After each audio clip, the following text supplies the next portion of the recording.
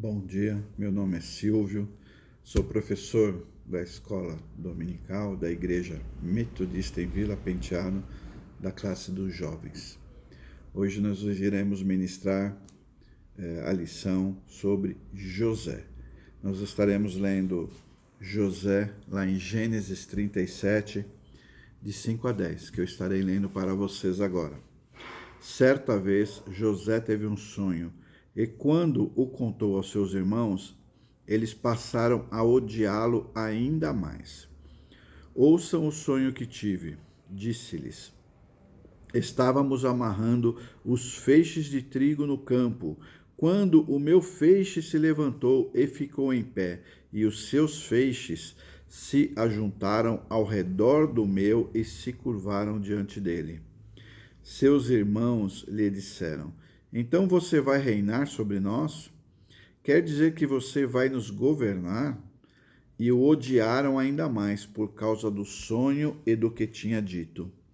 Depois teve outro sonho e contou aos seus irmãos: Tive outro sonho, e desta vez o sol, a lua e 11 estrelas se curvavam diante de mim. Quando contou ao pai e aos irmãos, o pai o repreendeu e lhe disse: Que sonho foi esse que você teve? Será que eu, sua mãe e seus irmãos viremos a nos curvar até o chão diante de você? Assim seus irmãos tiveram ciúmes dele. O pai, no entanto, refletia aquilo. O pai aqui no caso é Jacó. Jacó teve José e Benjamim, filhos de Raquel. Jacó teve outras mulheres, por isso ele tinha outros irmãos que eram só por parte de pai, não de mãe. E Jacó tinha um amor maior por José. Jacó mostrava isso a todos. Jacó fez uma túnica e deu a José. Então os irmãos tinham muito ciúme. E os irmãos também eram meio briguentos, arrumavam muita encrenca, se metiam em encrencas. Então José conhecia muito a índole deles, tá? Então eles não tinham boa fama diante de José, diante de Jacó. E Jacó sempre pedia para José ficar de olho neles para ver se eles não estavam aprontando nada. Então, por isso que os irmãos tinham essa bronca de José. E José acabou tendo esses dois sonhos e os irmãos ficaram mais irados ainda. E certa vez os irmãos foram pastorear os rebanhos, né, de ovelha, e Jacó pediu para José para ir atrás deles, para ver o que eles estavam fazendo. E quando José foi se aproximando, os irmãos viram ele de longe. E lá no versículo 19 eles falam assim, ó: Lá vem aquele sonhador, diziam uns aos outros, os irmãos.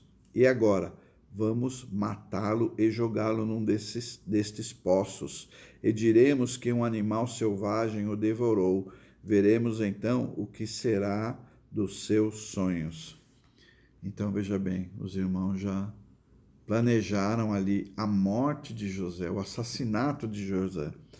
Porém, Rubem ouviu isso e tentou livrar José da mão deles. O que o Rubem fez? Falou: não, vamos jogar ele na cisterna aqui, porque não vamos ser responsáveis pela morte de José, porque o sangue dele será cobrado de nossas mãos. E aí os irmãos jogaram ele na cisterna. E naquela cisterna, acho que ele ficou durante um tempo e de repente os irmãos viram uma caravana passando ali de mercadores. E aí eles resolveram então pegar José e vender.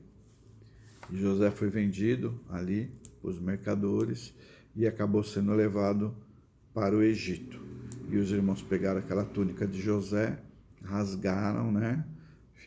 E colocaram, mataram um animal, encheram de sangue e levaram para Jacó, como se falando que José, eles encontraram a túnica de José no caminho de volta, que provavelmente algum animal o teria devorado.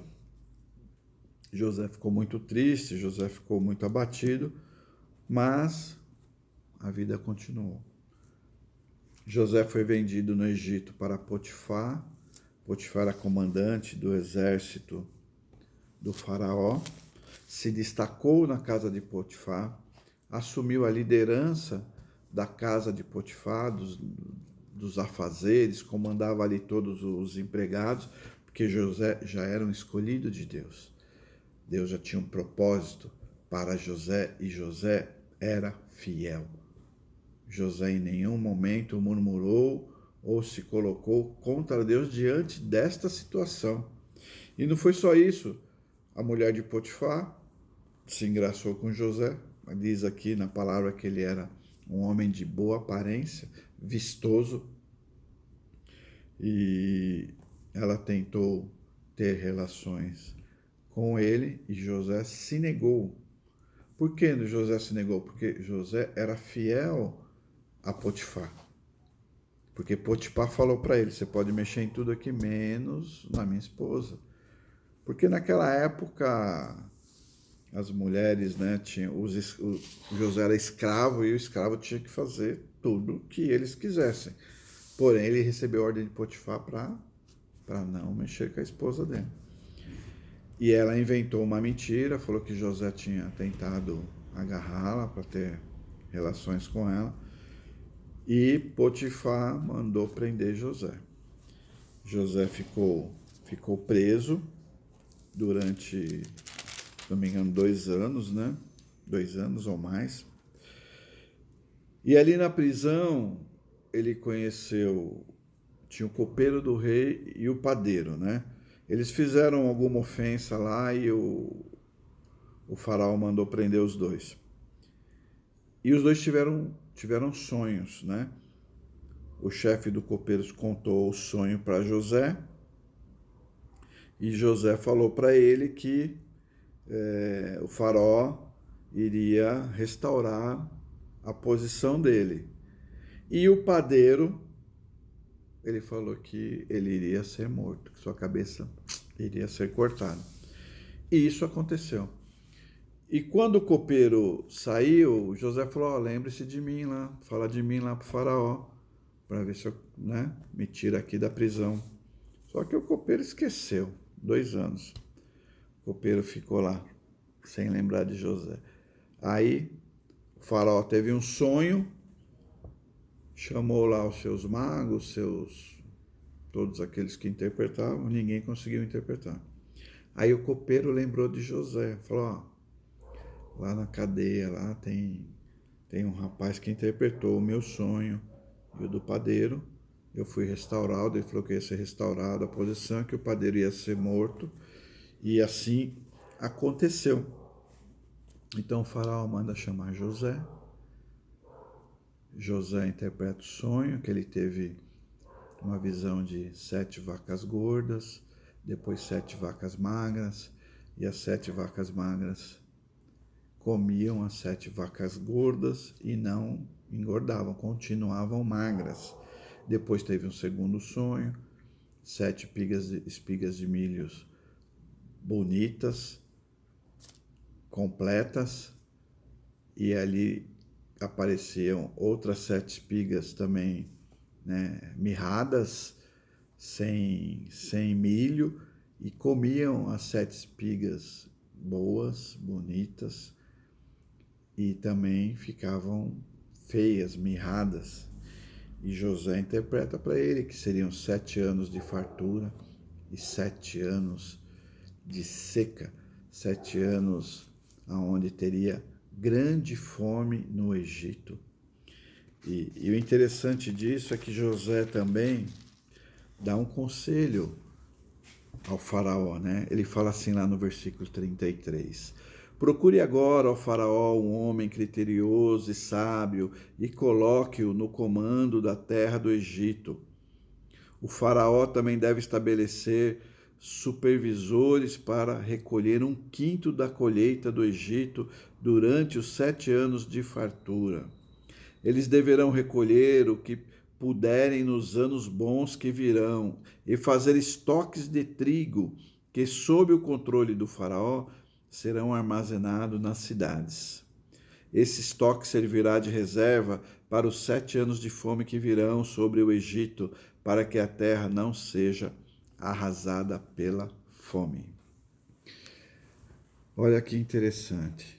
José, além de interpretar o sonho, José falou ao faraó o que era melhor ser feito para que essa grande seca, para que esse grande tempo, esses 7 anos de dificuldade, não acabassem com o reinado do faraó. E feito isso, o faraó pensou e, no mesmo instante, colocou José como governador do Egito. Então José, de um homem que foi preso, primeiro, na realidade ele ia ser morto pelos seus irmãos, mas no final acabaram vendendo ele como escravo, rejeitado pelos irmãos. Foi como escravo lá para o Egito. A mulher de Potifar mentiu, ele foi preso. Foi descendo, né, gente? Às vezes o nosso poço ele é mais fundo do que a gente espera que seja, e quando você chega no final você vê que ainda existe, é mais fundo ainda, e afunda cada vez mais. E José ali foi levantado como governador. Lá no versículo 41, na parte B, ele fala assim, ó: em seguida o faraó tirou do dedo o seu anel selo e o colocou no dedo de José. Mandou José se vestir de linho, né? Também fez José subir numa carruagem real e desfilar, né? Desfilar pelo Egito, e colocou José como segundo. José só não era acima do faraó. O resto estava todo sobre o mando de José.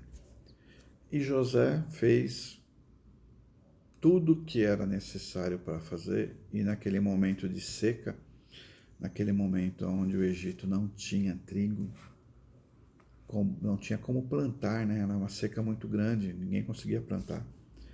O Egito tinha trigo para ser vendido, e vendeu durante 7 anos, e tornou o faraó, multiplicou em várias vezes a fortuna do faraó. O que eu queria deixar aqui como mensagem é que, às vezes, as nossas dificuldades, os nossos problemas, aquilo que acontece de ruim na nossa vida, vem para nos exaltar. Vem para que você se torne uma pessoa muito maior do que você é. Que você seja um exemplo, que você seja uma pessoa que realmente segue os caminhos do Senhor. O que eu quero deixar hoje para vocês, jovens, que diante de toda a sua dificuldade, diante de todo o seu desespero, diante de todas as suas decepções, diante de tudo aquilo que você buscou e tentou conquistar e se frustrou, tenha a visão, tenha a certeza de que Deus está contigo. Tenha certeza que ali Deus preparou José para aquela posição, e que Deus está preparando você também para uma grande posição, para uma grande obra. E o Senhor se importa com você, sim, como se importa comigo e com todos nós. E diante de todos os problemas, o Senhor vai estar contigo, como esteve com José. Tremenda essa história de José. Não vou entrar lá na frente, à volta dos seus irmãos, né? O José ali reencontra os irmãos que vão comprar o trigo, e José cria toda uma história, né? Mas José perdoa. José é um homem de coração bom. E Deus olha para os nossos corações. Deus não olha para essa aparência física, nem para a cor dos meus cabelos, para minha barba, ou para que seja. Para Deus nada importa, o que importa é o seu coração. Então tenha certeza que Deus tem olhado para você, que Deus está com você, como esteve com José na cisterna, como esteve com José lá na casa de Potifar, como esteve com José lá na cadeia. José passou muitos anos sofrendo, fora a dor dos seus irmãos terem vendido ele, ou melhor, queriam matá-lo. Então José tinha aquela dor, sua própria família, seus próprios irmãos. Porém, José se manteve íntegro diante de Deus, porque confiava no seu Deus e sabia que ele ia transformar a sua vida. Então tenha certeza que Deus vai transformar a sua vida também, que Deus está com você. Não se curve a nenhuma dificuldade. Não abandone o seu Deus diante de nenhuma dificuldade. Pelo contrário, se agarre mais, porque o Senhor quer te exaltar. Então hoje eu deixo para você essa mensagem, eu deixo essa história. Leia lá em Gênesis a história de José, que é um exemplo para a nossa vida, um exemplo para a sua. Que Deus abençoe vocês, que Deus guarde e que Deus possa fazer o que fez na vida de José. Te levantar, te tirar de toda dificuldade e te colocar no mais alto lugar. Amém? Deus possa abençoá-los e guardá-los. Fiquem com Deus e até a próxima aula. Amém.